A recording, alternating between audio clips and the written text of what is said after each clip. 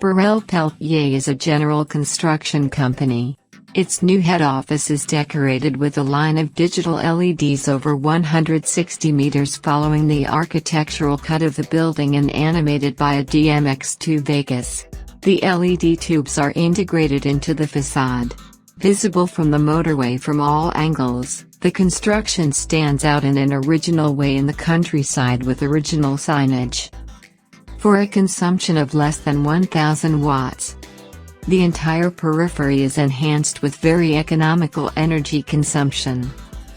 Operating autonomously, standalone, the illumination starts with a calendar clock creating a colorful and dynamic spectacle as soon as night falls.